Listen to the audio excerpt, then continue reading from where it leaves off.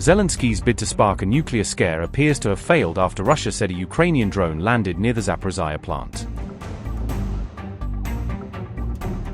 Russia reacted furiously after alleging that a Ukrainian drone came down near a key nuclear facility. Not just Zaporizhzhia, Kyiv also appeared to aim at Moscow, but Russia says that attempt failed as well. Kyiv's revenge operation appears to have misfired again, raising fresh questions over its continued use of troubled UAV tactics. As Kyiv setbacks appear to grow, Russia is claiming fresh gains in the Kharkiv region. Russia on May 16 accused the Ukrainian military of attacking the Zaporizhzhia nuclear power plant. A drone allegedly fell near the plant's power units but did not detonate, according to the ZNPP statement. Zaporizhzhia NPP statement said, and I quote, "The Ukrainian military carried out an attack on the territory of the Zaporizhzhia NPP. A UAV of the Ukrainian armed forces fell near the plant's power units. The drone did not detonate upon falling." Unquote. Rosatom chief Alexei Lukashev said Ukraine targeted a pipeline in the immediate vicinity of the reactors and injured 2 employees. Alexei Lukashev said, and I quote, "The employees were carrying out their duties at the time. Even this didn't stop the enemy. For an hour, combat drones prevented ambulances from reaching the attack site, and the evacuation of the wounded resembled a military operation." Unquote.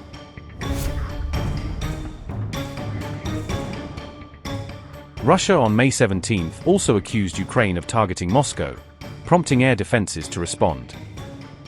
Moscow Mayor Sergey Sobyanin said Russian air defenses shot down at least 10 Ukrainian UAVs. Sergey Sobyanin said, and I quote, "An attack involving 10 drones has been repelled by the Defense Ministry's air defenses. Response teams are working at the site where debris fell." Unquote. The reported attacks came as Russia also made fresh claims about gains in the Kharkiv region.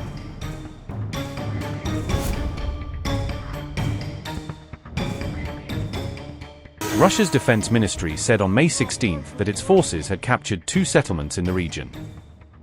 Borovaya and Kutkovka were taken by Russian forces, the Russian defense ministry claimed.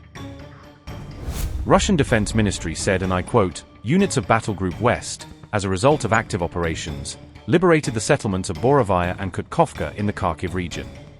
Unquote. TASS, citing the Russian Defense Ministry, said Ukraine lost 1,045 servicemen over the past day.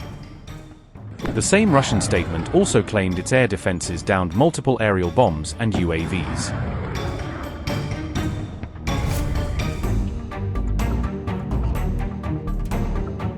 Over the course of Wednesday and Thursday, Russian forces launched in excess of 1,400 drones, along with 56 cruise and ballistic missiles into Ukrainian airspace, representing an unprecedented intensity of aerial assault.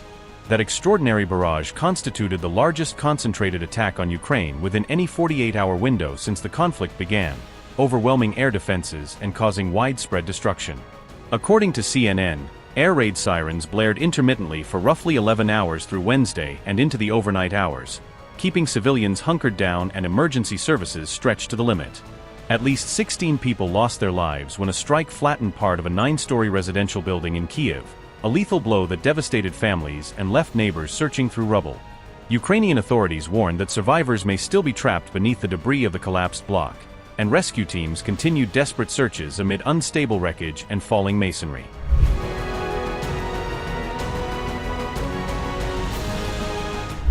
President Volodymyr Zelensky had earlier proposed a ceasefire that could have begun as early as May 5, offering a potential opening for negotiations and relief for civilians caught in the crossfire.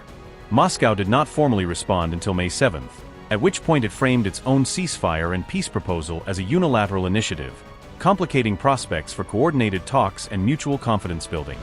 Once the fragile pause collapsed, Russia answered with a renewed air campaign that reportedly used more than 1,100 drones in just 3 days, intensifying strikes across urban and military targets.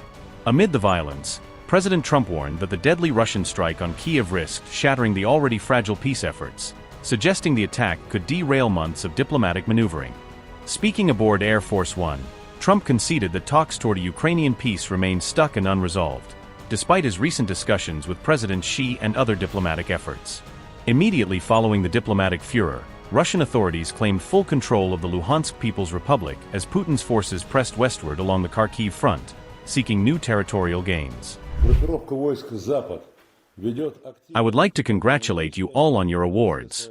We have specialists from two categories here today: assault troops and UAV operators. Both groups are playing a leading role in the current military operations. I wish you continued success in combat and all the very best. Take care of yourselves.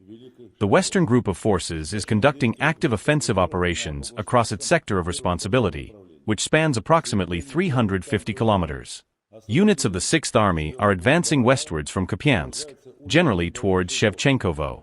Kutkovka has been liberated, and fighting continues in Velikaya Shapkovka.